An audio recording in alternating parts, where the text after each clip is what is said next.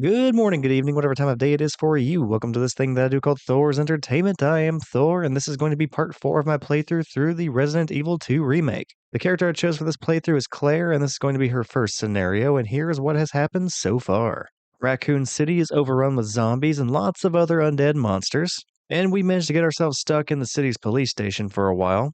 As I looked for a way out, I ended up encountering and fighting against a mutated monster version of a man named William Birkin. And then immediately after that fight, we found a girl named Sherry, who was later abducted, and then we had to go find a way to save her. And we managed to save her, but the mutated William Birkin showed up again and caused us to inadvertently get stuck in the sewers, and also we're now separated from Sherry. And as we tried to find a way back to her, we ended up finding out that William Birkin is Sherry's dad, and in a nutshell, that is why the monster version of him is after her.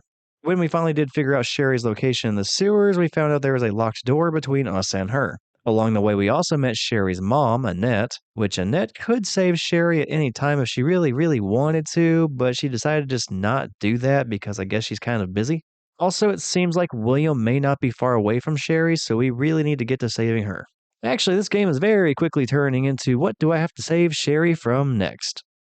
And even though we've had to save her a couple of times and we're not done yet, we went ahead and tried to find a way to get past that locked door, and after going on various treasure hunts all around the sewers and also all the way back to the police station, the last episode concluded with us finding a way to get past that locked door, which means we have to go back into the sewers and save her. So let's go ahead and start returning now.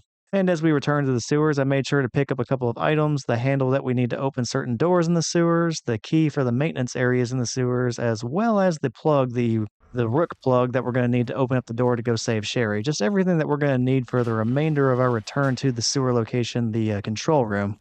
And then after that, after we got all the items along the way, which there are not very many, but there are a few. Once we are back there, we're going to prepare for a pretty big battle. So I just went ahead and got those items so I get that all knocked out. And then we can just focus on getting into that battle. And I could not remember if there were any items in this little service area, so I started to look around just a little bit. I did not end up seeing anything, but there is some submachine gun ammunition in the opposite corner of the one that I ended up checking. Now, I'm not really going to end up needing it, but it is there. And I suppose it could have come in handy even though I didn't end up needing it, but it's fine. Now, I was aiming in advance whenever the elevator doors opened, but I actually really was not expecting to find a zombie in here. I was mostly just being cautious, and I didn't even think he could break in here. And he is just eating away at the bullets, just like the other two zombies. Like, man, come on, just one of y'all stay down, please. And finally, he is down, and we're going to make sure he stays that way. We're just going to throw, I guess, maybe like 3 rounds into his head while he's on the ground, make sure he's not getting back up. Okay, scratch that. It's going to be way more than 3 rounds. Now, this may be overkill at this point. Like, I could just go through the door and go do everything else I need to do, and he may not even end up getting back up in time to stop us, but I think I would rather just be sure he's not going to be a problem later. Plus, we are now basically in the late game, and my ammunition conservation efforts are going to be dwindling, and I'm going to be pretty lenient on how much I'm using them. Like, I'm probably going to be firing at zombies way more than I did previously. Especially if they were vulnerable to something as small as handgun ammo, because I'm really not going to need that stuff later on. In fact, I'm just going to go ahead and spend pretty much all the 9mm ammunition that I have on these last few remaining zombies. It's not going to be quite enough to finish them off, but I'm willing to use a little bit of submachine gun ammo to finish the job. And once I am done taking out the last of these zombies, I'm going to go to the staircase behind us and just go a little bit lower. And we're going to find the remains of some covert-looking agents who are working for Umbrella, one of which is going to have a VHS tape that I want. Now, the VHS tape that we're going to be looting off of the dead bodies is going to be related to their body cameras. It's going to be everything that they were seeing from their perspective right before they died. This is easy to miss if you're playing as Claire because you do not go past them unless you go out of your way to do it. Whenever you're playing as Leon, that's actually a required route, so it's really hard for you to miss that tape. But regardless if I'm playing Leon or Claire, I want to make sure I grab that just for, expanding upon the story of Resident Evil 2, because there is going to be a detail in there that makes some sense of how the virus ended up being spread. And we will check out that video once we return to the control room, because sure enough, there is a VCR and a TV in there. And lastly, I'll be using the sewer maintenance key one final time, and that's going to be accessing a room where there's some gunpowder that I also want. Outside of that, though, there's not going to be any more use for it, so we get rid of the key, and then it's time to return to the control room. Oh, and to access that last door that I used the maintenance key on, I do have to reinsert the rook key into the control panel to lower the elevating floor. Then after I get the gunpowder, I go back, get the plug, and then it's off to the control room. And I genuinely do not know if that zombie can fall or jump from that platform after it's been elevated, or if he is just stuck up there for all of eternity, but I think it's the first time I've managed to trap him on it. So that was kind of fun to see. But now we are back in the actual sewer water area, and where is the adult G hiding? Normally it likes to hang out right over here right as I'm getting back into the water, but I'm not seeing it anywhere. Oh, wait, never mind. He's over there. He relocated all the way to that location for some reason. I don't think I normally see that, but one of the reasons I was so cautious is because if you do not see him anywhere in the water, that means it may have submerged itself. So it's just kind of waiting for you to get close by, and then it pops up out of the water and you have no idea it's there. And that was something that I was thinking was going to happen. I just had to take the risk of, but it turns out there was no risk whatsoever. It was a completely safe route. But anyway, we're back at the control room now, so pop the popcorn. It's time for some home video action. We can see the massacre of the Umbrella Secret Service members.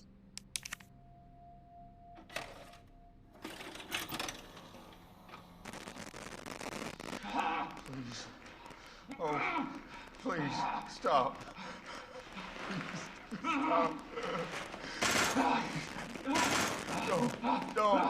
No. Over here, you freak! Don't hurt him.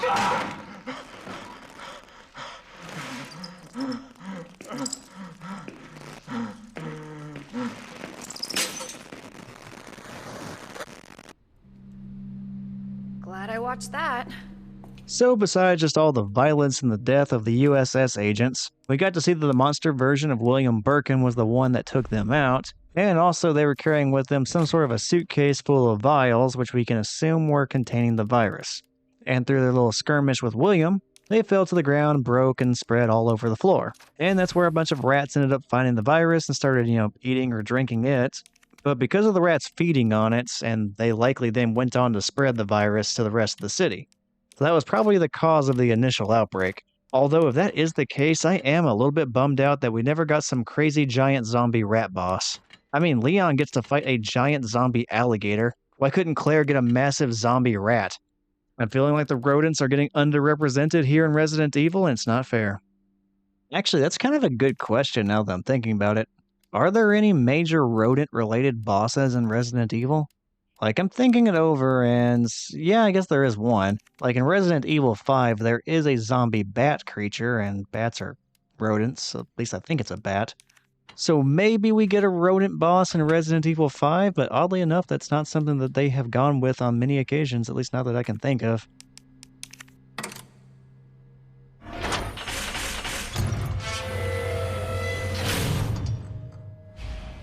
All right, Sherry. On my way. Alright, and with the last plug finally inserted into the chest plug puzzle, I just have to make sure my weapons are in order, and then it's time to press on to a major battle. So yeah, Claire has had enough of the stench of the sewers. She is ready to get the hell out of here. She just needs to go get Sherry, and we are done with this place. And we just need to take out the one obstacle that's standing between us and her. Because yeah, we were never going to be able to just go and get Sherry and walk out. It would never be that easy. So I'm going through the newly opened door, armed to the teeth, and we are going to save her by facing off against, well, our next boss battle. In my S Plus playthrough videos, this is a common point where I save the game. It would be one of the very few times I would be saving the game at all. And that's because I've kind of had some unpredictability with this boss battle in the past, although it's become far more consistent as I've played through the game way more times. But in the early days, this one caused me some problems. Now along the way, we are going to find a blue, green, and red herb that we can combine together. So even in the worst case scenarios going into this next fight, you should have the opportunity to fully heal and also get some damage resistance for a brief period of time. All of which is going to be super handy, and I'll even recommend the exact moment in time you should use that healing item if you need to heal before the fight starts.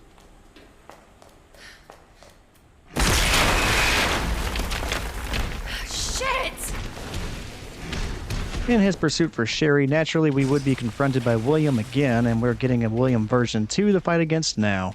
So you could try dodging William's strikes as he punches through the ceiling, but you can also just stand in this exact spot that I'm standing in and he will never hit you. This spot seems to be one of the few he cannot reach, and he'll just continue to punch right in front of you in the exact same spot continuously, until he eventually quits in frustration and he really wants to start the fight. You can also hurt his hand as he punches through the ceiling, and it will make him break through the door faster. I guess he gets more frustrated that way. But instead, I will just wait a moment longer and save the ammunition for the real fight. William will bellow a very distinguishable roar when he is ready to break down the door. And I'll be running at the leftmost side of the door whenever he is breaking it down, so once it does break down, I should run right past William and head straight for the arena where the real fight is going to take place. And it is as he is breaking down that door, right before he breaks it down, is when you want to use the red, green, blue herb if you need to. That way you have damage protection for the very moment he can actually start hurting you. And I run all the way to the arena, just barely not getting swiped at by William, and the arena is going to be a platform designed to send and receive storage containers using a crane. And we also have the crane controls right over here. That being said, we need to use the crane to take out William. But we have to time it really well, or we could end up killing Claire too with that crane and storage container. Basically, you want to be standing right in front of the controls whenever the crane swings the storage container by.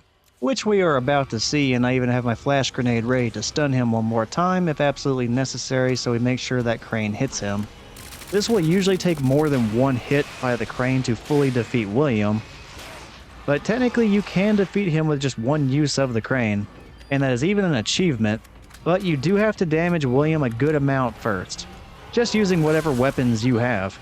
Similar to Mr. X though, you cannot kill William version 2 with gunfire alone, you will need to use that crane to end the fight. Although if you do enough damage to William version 2, just like with Mr. X, it will leave William stunned and you will have an opening for a free crane hit. And that is what I am fishing for right now. And we got it. Time to activate the crane one final time, and that should be the end of William version 2. Although I have managed to finish this fight without shooting William a single time, and in that instance I ended up needing to use the crane 3 times. It's the most I've ever had to use the crane to defeat William.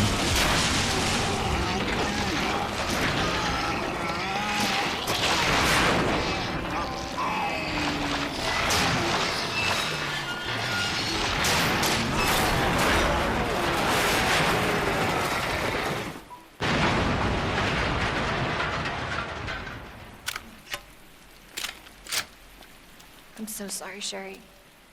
This is taking forever. And so long, and have a nice fall to William version 2. I'm just going to go ahead and pick up some of the spare ammunition we have laying around the arena that I did not end up picking up in the middle of the fight. In fact, the only items I did pick up in the middle of the fight were a knife and the flash grenade, because those are actually the ones that are the most useful in that fight if you end up needing them. But yeah, that's going to do it for the boss fight, and now it's time to finally, after a lot of procrastinating, go save Sherry.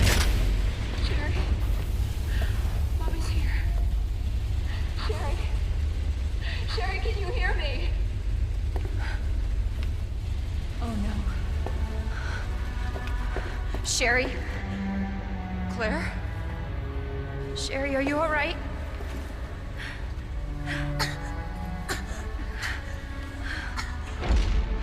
What are you doing? I'm here to help. Sherry's been implanted. She can't be saved. Are you fucking kidding me? You're her mother. Get in here! You don't understand. William is still out there, and if I don't stop him... This conversation is over! Wait! Wait! I can treat her. In my lab. It's not far away. Mommy?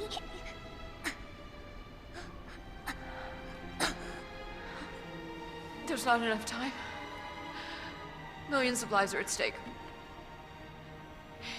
Sherry, Mommy loves you, sweetie. Goodbye.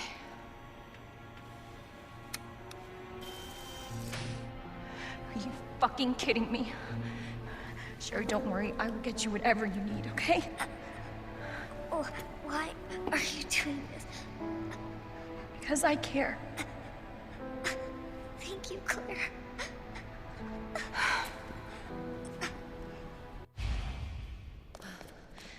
Even though I'm controlling Claire, this is basically an extended cutscene while she is speaking to Sherry. Annette said her lab's not far. Wait, that cable car. And because of that, I'm going to wait till this and the cutscene after it are over, and at that point I'll start talking again. And once we do ride the rail car down to the next area, that is a point of no return. There's no going back to any of the previous areas after that. You're gonna be fine. So if there's anything you still need to do, make sure you do that before you advance to the next area, the final part of the game. Almost there, Sherry. We're almost there. Oh, good. The cable car.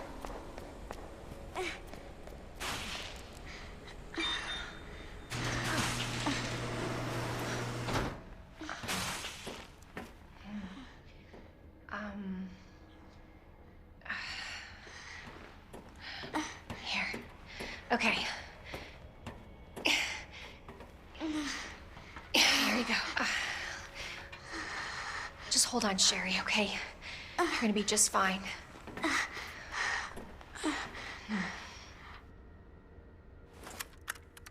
Okay. Better check everything. There's no turning back.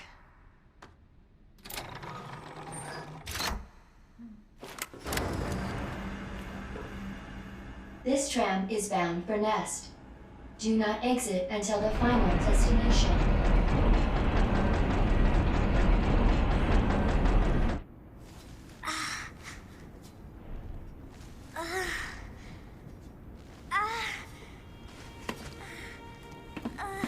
Hey. Are you okay?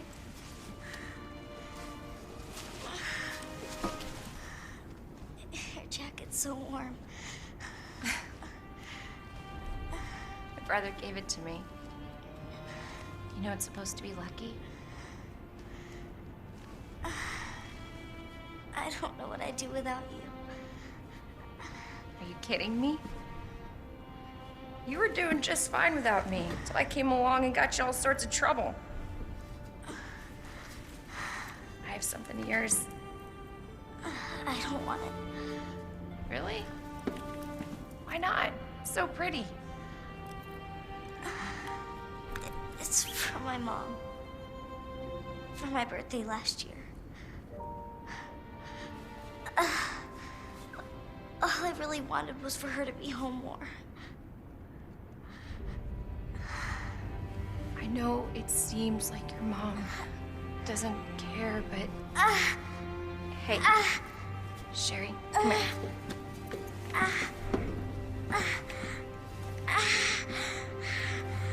Hey, hang in there, okay? Now, arriving at Nest.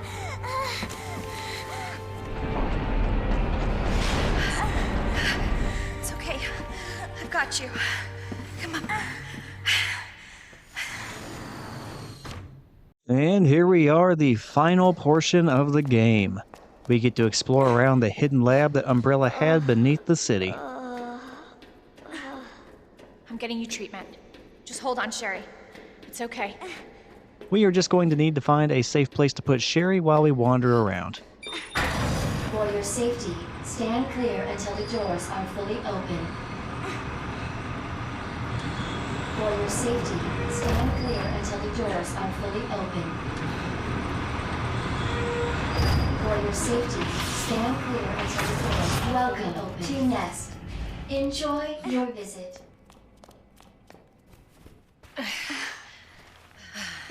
Okay.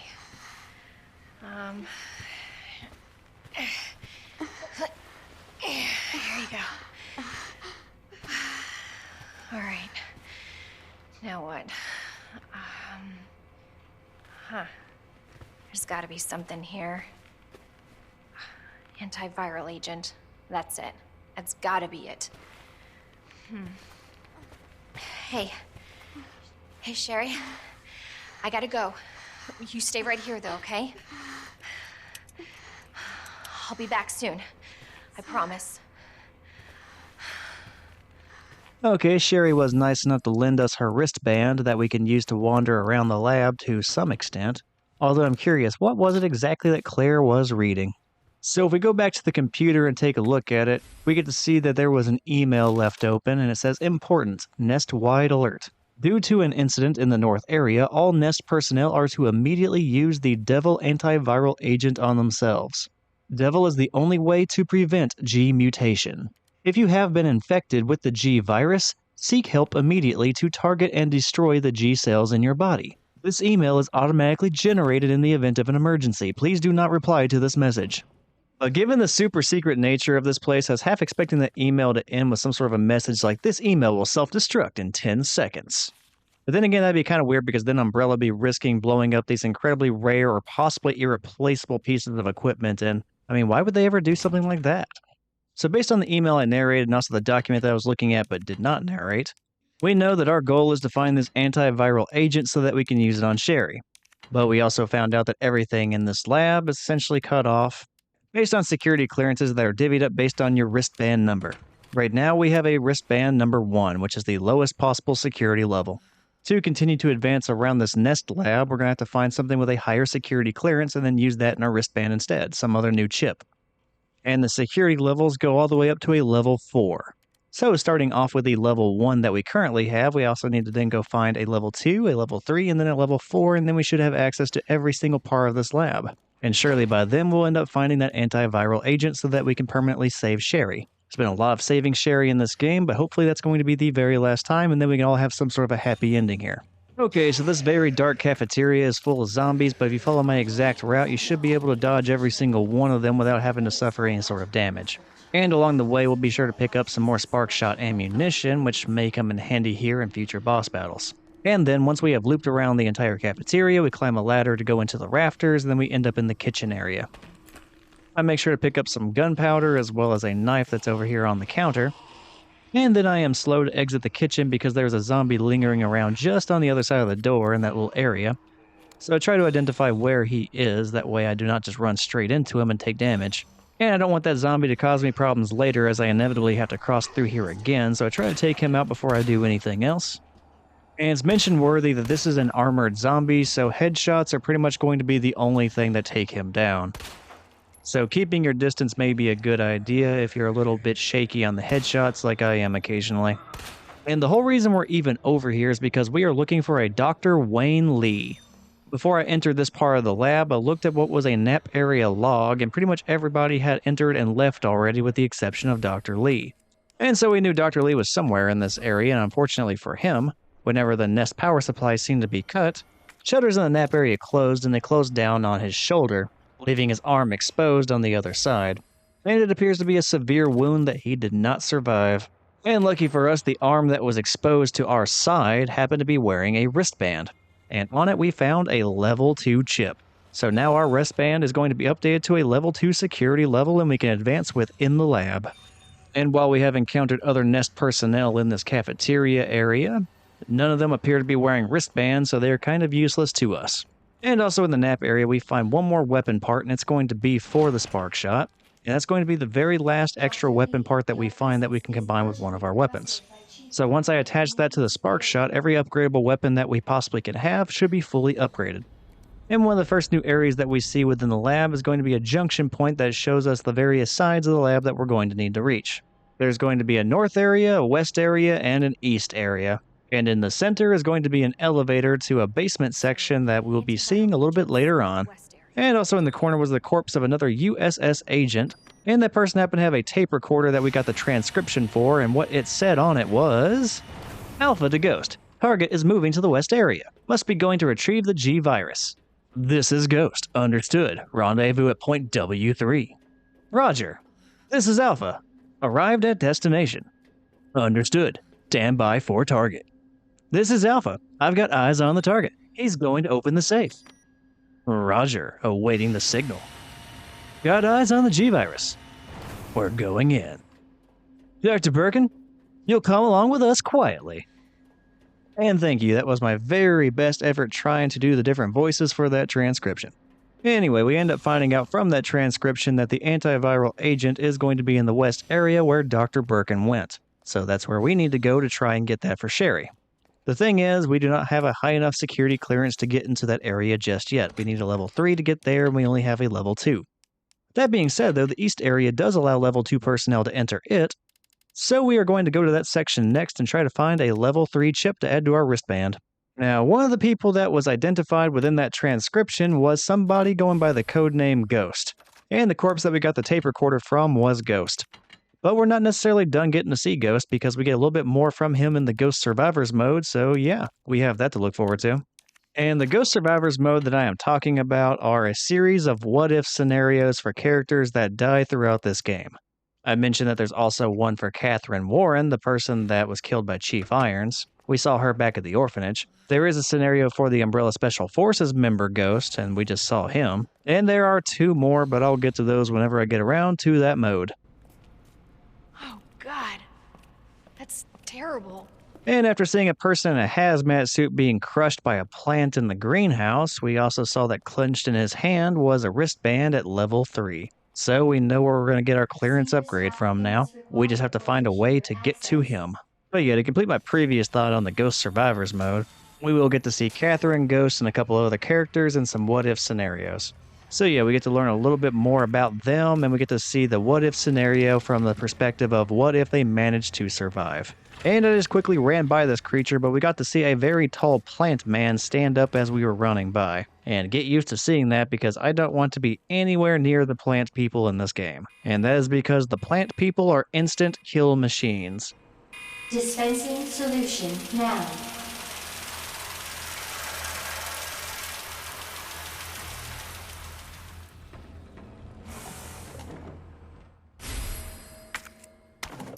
If they get their hands on you and you do not have a defensive item, they will instantly kill you and there is nothing you can do about it. There is no taking damage from them, it's just you're going to die immediately. They are not the hardest thing to avoid. If you shoot their vulnerable areas, they will be stunned and you can run by them. But if you are unfortunate enough to screw up and you do not have a defensive item in your inventory to save you, get ready to reload your game from your last save point, which is unfortunately something I've had to do a couple of times because I did not pay close enough attention to my inventory. Alright, so here's where I'm going to explain what exactly is going on and what we're going to do next. A moment ago, we dispersed a liquid solution all over the plants and it didn't seem to do anything. Still, the machine that we were using ejected the cartridge that the solution was previously in, so we went ahead and took that and began to wander around. We ended up in this chemical lab where we see that one of the machines is locked and there's some weird symbols on it. And we also ended up reading a document in that lab titled Herbicide Synthesis.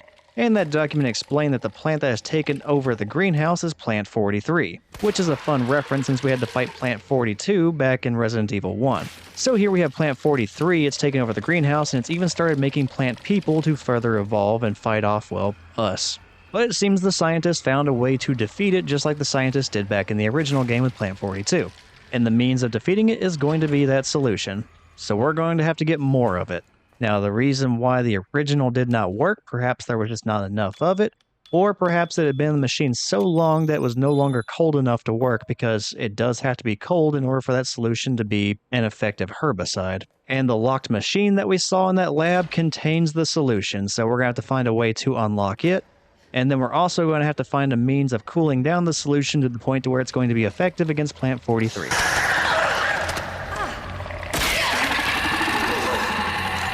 And the means of unlocking that machine are going to come down to the weird symbols that are partially scraped off of the label on that machine.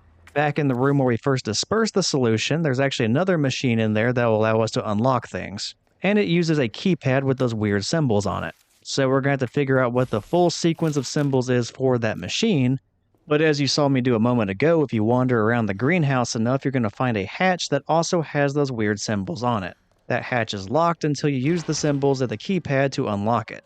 So we need to put in the symbols from the hatch to unlock it, then we need to go down there, and then we need to find something that tells us what the full code is that we're going to need to use to unlock the machine that has the solution in it.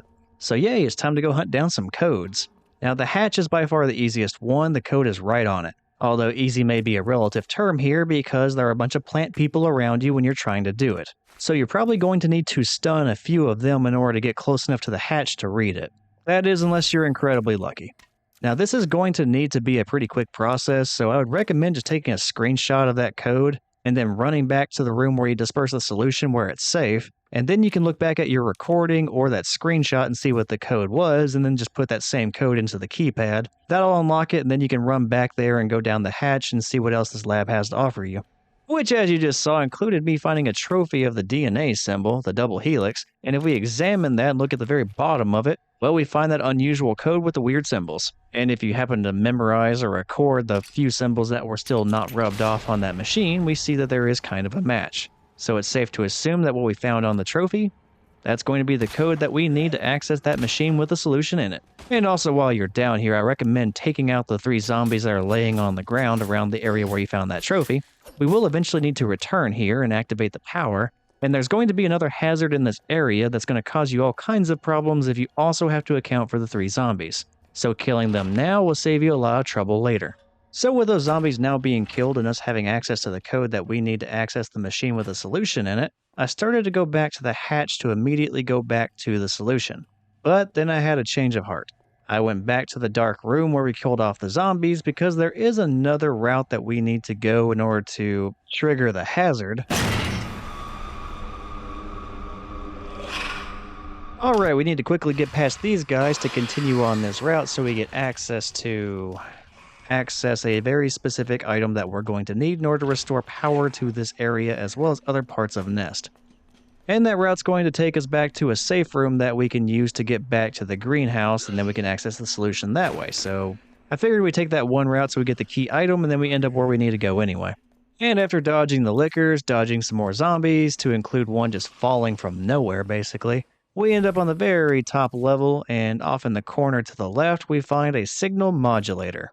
And that signal modulator can be adjusted at various power stations throughout Nest to match the signal that's relevant to that area. And once we put it on there and it matches, we can restore electricity, which is going to give us access to even more things than when we were first there. Like if we were to go back to the nap area where we found Dr. Lee and do that, it opens up the shutters on the beds. If we were to do that back in the area where the liquors showed up, it restores power and we can access certain doors to include the cooling lab. And eventually there will be a third use for it as well, but we'll get to that whenever we get there. And we managed to dodge every single zombie on the signal modulator route, and we got all the way back to the safe room that was previously inaccessible through that doorway because it was locked on the other side. Now, while we were in the signal modulator room, I did find a document that I kind of just glossed over whenever I was in that area to continue talking about the signal modulator. I'll go ahead and narrate that now. It's a pretty short one. It was titled Somebody's Note. Everyone's turned, vegified. They keep coming back again and again. Burn them all. Burn them until their whole body is black as ash. There's no other way. So yeah, the note would imply that you can burn the plant people to the point to where they do not resurrect. Now, that's kind of interesting because you can take down the plant people, especially with like something like a grenade. But in my experience, they never stay down for long. Eventually, they do get back up. And even with Leon, who gets access to a flamethrower, no matter how much I have used it on the plant people, you know, as the note describes, burning them black as ash or whatever, yeah, they still get up, so that note is misleading. I have never found a way to completely defeat the plants. If there is one, please let me know. Who knows, maybe I just did not use the flamethrower long enough. But yeah, in my experience, at best you can just stun them and run away. So now that I am equipped with that signal modulator, I'm going back to the very first point where I saw that we needed it, which is going to be back in the nap area where we found Dr. Lee's arm. And once we are back there, I'm going to activate the power, the shutters on the beds are going to open, and I'm going to see what's on the other side. Well, besides a clearly dead Dr. Lee. And I kind of predicted this as I was aiming before I even went through the door, but occasionally this zombie will randomly pop up in the middle area between the cafeteria and the nap area. For some reason, it doesn't seem to happen every single time, but it has happened enough times to where I just ran through here expecting there to be nothing, and then she catches me, I take damage, and life kind of sucks. So that's happened enough times to where I was kind of ready for it this time, and I made sure that I slowed down and took aim just in case she was there. And that proved to be a wise decision because sure enough, yes she was waiting on me and I want her to leave now. But we managed to get all the way back to the power panel, we pulled out the signal modulator, it needs the moof signal and we got exactly that and power is restored. And with the shutters open, the first thing we find is another hip pouch extending our inventory by 2 spaces. And then right next to it, rolling out of the bed, is going to be the undead Dr. Lee. Hi, Dr. Lee. Don't mind all the excessive amounts of literal backstabbing I'm now providing you with. I'm just going to pick up that document sitting right next to you and exit out of here. Well, I mean, I would do that if you just lay down and die, or undie, or die again, however that works for zombies. And now that we're done with zombie Dr. Lee, we're going to read his document titled Wayne Lee's Note. And it says, "Dear God, blood everywhere. What the hell's happening? They're dead. All dead. It was those men in black. USS Headquarters Special Forces, but why? Isn't their job to protect us? White brains in a sea of red. This can't be happening. Dear God, why? Didn't everyone say I was a genius? A genius like me can't die in a place like this. I always got results. They are screwing me. Well, maybe I'll screw them. I'll win the Nobel. I'm a hero. A genius, a god. I will not die. I will. And the note ended there, and I assume that's around the time that Wayne Lee died. Which death by bed, shutter door is kind of a weird way to go, so, I mean, maybe not a genius, maybe not a god, but you died in a really novel way, so there you go, Dr. Wayne Lee. Speaking of which, it's kind of debatable how much pain a zombie feels whenever we're like shooting them and stuff like that, but assuming they can feel something, what must it have been like when that shutter door opened? Because presumably his shoulder and arm were under that thing for maybe hours, hell, maybe days, we don't know. Like, can a zombie's arm fall asleep? And if so, whenever that shutter door opened, like, what was the tingly, awful pain that guy was feeling after being under that shutter for possibly days? These are the real important questions about Resident Evil. And I'm going to do a quick save right now, because dealing with a bunch of plant people that can instantly kill you is not a great thing to deal with. And at any point, if we run out of defensive items, can go wrong very quickly. And I would much rather not reset all the way back in the sewers, so yeah, this seems like a pretty good idea in a long playthrough where the amount of saves and the amount of time taken really do not matter. And speaking of things that don't really matter a whole lot anymore, I withdrew a few knives from the storage chest, and I intend to make those my primary defensive items for whenever I'm running around the plant people. And the main reason for that being that the knives are going to be the most useless of the defensive items going forward. I mean, they'll be good for getting the plant people off me, and they'll serve the purpose in that regard, but I would consider the flash grenades and the regular grenades way more valuable, especially for an upcoming boss battle. Well, the hand grenades will be super useful for the boss battle. The flash grenades, they have more utility when thrown, so I'm not going to use them necessarily as a defensive item. And that's especially going to be true if I need a quick exit against the lickers. So yeah. As far as running into plant people goes, I intend to use the knives as much as I possibly can. We'll try to burn through my entire inventory because there's not really a crucial moment where I need knives anymore, and I really haven't since the very first fight with William. So when I know I'm close to the end of my time facing off against plant people, you're probably going to see me run directly into them and just stab them with the knife defensively and try to get away and stun them that way. It should save me some ammo as I'm not shooting at the vulnerable organ areas on the plant. And even though I really don't have to worry about too much ammo conservation at this point either, I'd still rather have the ammo than the knives. Speaking of not having to worry about ammo conservation too much, you're now seeing me also bust out the submachine gun more. I thought it over, and I'm really not going to need it for the very next boss battle. And considering another weapon that I end up getting for the final boss battle, I was kind of realizing that I may not end up using the submachine gun at all if I don't do it now. So yeah, we're going to get a little bit more action with it. Plus, with the plant people, they have a bunch of vulnerable organs on their bodies. I don't know how many, but there are multiple. So in a panicking moment, having a weapon that can fire several rounds very, very quickly, that might come in handy when trying to hit one of those organs in a hurry and without aiming too closely. So yeah, this seems like the ideal time to start using the submachine gun, especially if I start running out of knives.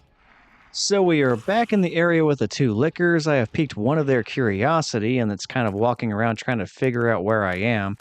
But it has not been alerted so badly it is chasing after me knowing exactly where I am, so we're trying to keep it in that middle ground.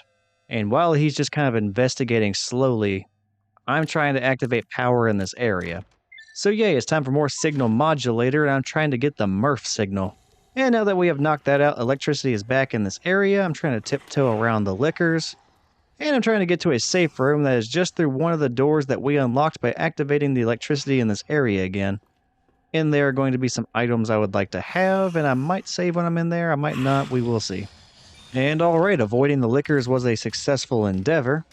We piqued their curiosity because they believe they heard something, but they are not so certain that they're actually trying to find us and kill us. They're just kind of slowly investigating, and that's the way I'd like to have them, not trying to kill me. And we end up adding one more knife to our stabbing of plant people toolkit. And we find some more high-grade gunpowder and some flame rounds for the grenade launcher, all of which are pretty useful things. Just going to adjust my inventory a little bit so we get access to all of those later on.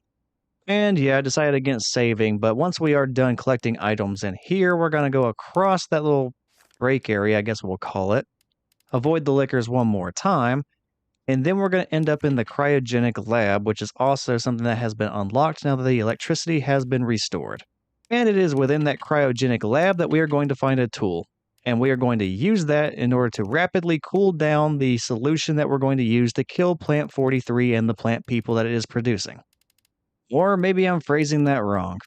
I said that Plant 43 is separate from the plant people and it is just producing the plant people, but what if the plant people are also Plant 43? Like, what if the plant started off as a plant, it got zombified, it got big, it got murdery, and then in the next stage of its evolution, it started producing plant versions of itself that are kind of a hive mind of itself. And that's just the next stage that it is. It's just plant people. Kind of like a Shin Godzilla kind of scenario where every single time it was close to death, it would transform into its next phase of life to a form that would be able to kill whatever its threat is. And at the very end, right before mankind was able to stop it, it was starting to do that one more time. And if you zoom in, it was turning into a bunch of little Godzilla people that were going to basically become a plague onto humanity and kill off everything. That's basically what Plant 43 is doing if it is still Plant 43 as these people. Why is this important? It's not. I just thought of Shin Godzilla and I had to find an excuse to throw it in here somehow. So thank you for listening to my brief tangent about Shin Godzilla, and now I will return you to Resident Evil 2, where I just got kind of sideswiped by the lickers that I did not realize were fully alerted to my presence. One of them pounced on me and I managed to stab it in the head with one of my plant people stabbing tools, so damn you licker for making me waste that. And immediately after that, while I was running away, either it or its buddy managed to slap the crap out of me into critical health and I nearly died, so that could have gone a lot better.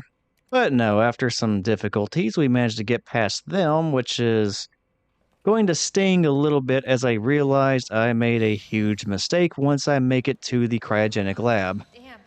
And you're going to see me probably have a moment where I just pause and I realize that I screwed up. So I'll go ahead and tell you exactly what that screw up is. I came into the cryogenic lab to quickly freeze or cool down the solution that we're going to use to kill Plant 43. There's a problem with that though. After getting the code to unlock the machine that has the solution in it, I never went back and unlocked the machine and got the solution. So I went straight to the cryo lab to freeze that or cool it down, but I don't have it to cool down or freeze. So I wasted a bunch of time and got attacked by lickers for nothing, and now I need to go all the way back to the greenhouse, go all the way back to the lab in the greenhouse, and get that solution, so I still have to deal with the lickers one more time. So yay, the barrage of lickers and plant people continues. And while I make my journey all the way back to the greenhouse laboratory, I did uncover some emails for Dr. Lee that he was not able to receive due to his DC status. I read those and I'll go ahead and narrate those now. It is titled Wayne Lee's Inbox. First of which is from the sender Rick Mendoza. Subject, what's he up to? Can you believe that bastard Cartwright? Cool your jets, asshole. Well, I guess he is the boss. For now. Anyway, have you seen my helix anywhere? I put the secret on the bottom. Let me know if you find it. So okay, Mendoza's the reason we have that code, now we know. And the next one is from Brian Cartwright. Subject, busy guy, huh? And it says, so you couldn't make our little meeting? Fine, don't worry about the greenhouse inspection. Instead, I'll give you something real simple to do. Put together the budget estimate for the year after next. And get it done tonight. The next one is from sender Rick Mendoza. Subject, are you alive? We're under attack, people are dead. The east area is cut off. We can't operate the bridge with the wristbands that we have. Where is that bastard Cartwright hiding? The next one is again from sender Rick Mendoza. Subject, please reply. Plant 43 is going wild. The greenhouse is hell. We need to send someone in there before it's too late. Wayne, how do we stop this thing? You have to help us. Please reply. And next up we have another one from Rick Mendoza. Subject, none. Do you remember Susie, the cheerleader? What a great gal. We were both into her, of course. She wasn't into nerds. I still have to give you back those comics and games I borrowed, but you might have to wait a while. So yeah, those are all the emails to Dr. Wayne Lee. While he died, panic ensued all around Nest. Plant 43 went out of control. No one really knew how to stop it.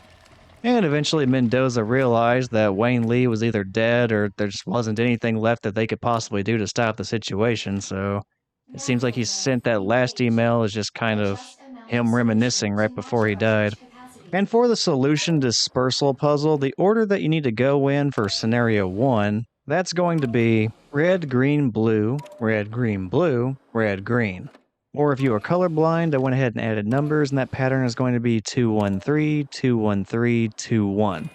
If you hit the buttons in that order, you should end up with a solution just right, and then it will be inserted into the capsule, and then you can return to the cryo lab and do the step that I tried jumping to by mistake earlier. And also, the order of the buttons that you have to hit in order to get the solution into the cartridge is going to be a little bit different for scenario 2, but I'll cover that whenever I get to that. And I don't know if it's Cartwright or Mendoza, but one of them, I believe, is the person who has the level 3 wristband that is currently being suspended in air by Plant 43, so yeah, one of them went out dying trying to fix the situation. I just don't know which one. I do believe that there are another series of emails that will reveal that for us, but we need the level 3 wristband in order to access those emails. We saw them on a computer earlier, but we got the access denied message.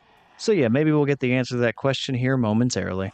And okay, not to get overconfident after I got completely wrecked by the lickers earlier, but their placement right now seems a lot more favorable, and I believe I can make it all the way to the cryo lab without alerting them, and then also have to make a mad dash to try and get into that room before they can attack me and severely hurt me or kill me. Which, yay, mission accomplished. We are now back in the cryogenic lab, and now we just gotta go all the way back to that machine that I tried putting the cartridge into earlier before it told me, hey, you screwed up, go figure out why. And yeah, now that we actually have the solution in that cartridge, we will cool it down, and finally we'll be able to go back up there and start killing some plants. And seeing this little machine handling the cartridge for some reason has given me flashbacks to the movie WALL-E, which, come to think of it, do they ever elaborate on the apocalyptic event that forced mankind to abandon Earth? Like, I don't recall that part of the movie, but maybe it's in there. But assuming that it's not in there, that means that potentially, because of all the virus outbreaks due to Umbrella, Earth was completely uninhabitable and forced people to go up into space, which would mean that Resident Evil and WALL-E could be in the same universe. So now I want to see the sequel, WALL-E 2, where all of mankind comes back to the Earth, the virus is still there, people are infected, and then WALL-E has to fight off the zombie invasion. Yeah, I would watch that. And that might sound kind of stupid, but remember, we already have the video game Marvel vs. Capcom, and Disney owns Marvel, so that's not as crazy as it sounds. So in the very next video game, I want WALL-E to be fighting Capcom characters. And if you're still thinking to yourself, wait, that still does not make sense. Like, how would WALL-E fit into a fighting video game? Well, let's remember, this is the exact same franchise, Marvel vs. Capcom, that included Phoenix Wright, Ace Attorney, as a fighting game character. So remember, if they managed to find a way to make the Ace Attorney a viable fighting game character, I'm pretty sure they can do the same thing for WALL-E. And I am just loving the random direction that started to go into. Like, full transparency, that was supposed to be an offhand comment, that then led to a random joke that popped into my head, so I had to tell it. But then after I told it, my mind continued to advance further into that direction until we ended up falling into a slight tangent of mine, which was going to evolve even further to a full-on diatribe had I not just reeled myself in there a little bit. Because my mind started going in a bunch of random crazy directions. We're talking WALL-E, Resident Evil, Marvel vs. Capcom, the tag team system in that game, who we could have paired all these characters up with, and I realized, wait, stop, reel it in, we're still in Resident Evil 2, this is a Resident Evil 2 video, focus, and here we are. But just know, in my mind, I was coming up with scenarios where WALL-E and Galactus were teaming up together, and it would have been awesome. Anyway, back to the murdering plant people in the greenhouse. Yeah, I loaded up on defensive items like the flash grenades now that we're starting to run low on knives in case they try to grab me and rip my head off, so we're ready for that scenario now. And with the solution now at the appropriate temperature, we're going to go into the dispersal system and we're going to insert that cartridge and we're going to try and kill all of the plants. It's basically going to be like using Roundup without the class action lawsuit about negligence and it causing lymphoma, but then again, that class action lawsuit was about hurting a lot of people with chemicals, and Umbrella is a chemical company, and they end up killing a bunch of people by turning them into zombies due to their negligence, and oh my god, it actually works. Sorry, this is a tangent video. I mean, I don't know if you're enjoying this, but I'm having a great time. Alright, focusing again, we managed to disperse the chemical. It killed the plants, or at least stunned them for a moment, as we're going to see. And we get to run all the way up to that dead body that was being held up by the plant. We pick up their wristband, which again is going to be a level 3 clearance. We're going to need that in order to advance to certain areas. And then we're going to make our mad dash back through the greenhouse, trying to avoid all the plant people, because it turns out it did not kill them, but just kind of knocked them out for a moment. And I end up doing a pretty good job overall dodging them, but the last one standing in my way was kind of unavoidable, so I run directly into that one. Then we end up using that flash grenade by slamming it into its Venus flytrap mouth, and it explodes, and we get away.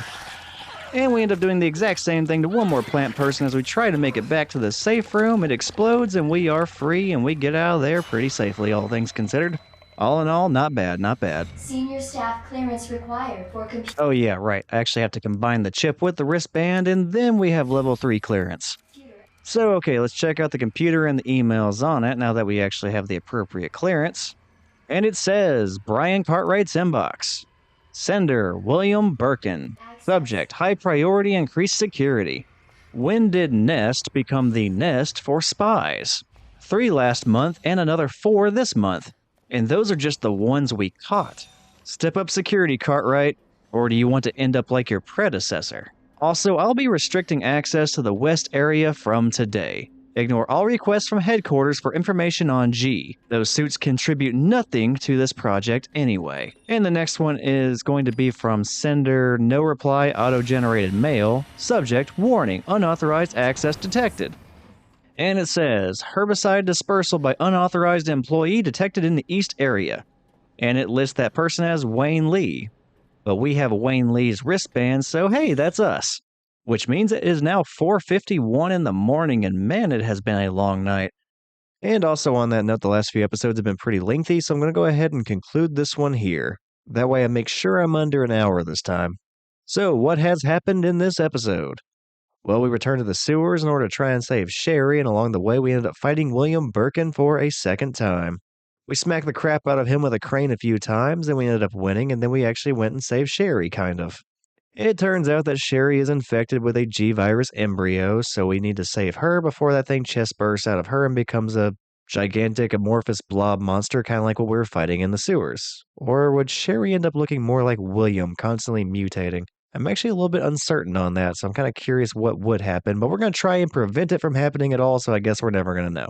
Anyway, in an effort to try and save Sherry, we pleaded with her mom, Annette, and then Annette was like, well, I'm not going to help her, but I guess you can. So if you really feel like it, you can go to the secret laboratory called Nest, and you might be able to find this antiviral agent there that might be able to cure her, but that's as much as I'm going to help you, though. You need to find Nest all by yourself, and you also have to find the antiviral agent all by yourself. Just good luck with that. I'm not going to bother helping you. And immediately after that speech, which guarantees that Annette is going to win Mother of the Year, we did go find Nest. We left Sherry in a safe place and started wandering around, and eventually we managed to unlock the doors necessary and get the clearance necessary to advance to the west wing of Nest, which is where that antiviral agent is at. It has been a long journey, but we might be able to still save Sherry, and that's what we're going to be doing in the very next episode, as well as wrapping up the entire playthrough as Claire. So we're going to have a few rapid-fire bosses to finish up her playthrough, so it's going to be a very exciting finale to her journey. So yeah, basically all we have left is to fight bosses and to save Sherry again, and yeah, we're done. So be sure to check out the next episode to see that conclusion, but for now, that is going to be it for this episode. Thank you for watching, and I hope you enjoyed it. And if you did, feel free to check out the other stuff I have on the Thor's Entertainment channel. I do have plenty of other things there. If you are really into the Resident Evil stuff, I do have a playthrough of the original Resident Evil's remake, as well as the previous episodes for this playthrough. And I also have playthroughs of other games like various Mortal Kombat games and Crash Bandicoot, so if any of that sounds interesting to you, feel free to check it out. But yeah, thank you again for watching, you take care, and hopefully I will see you next time.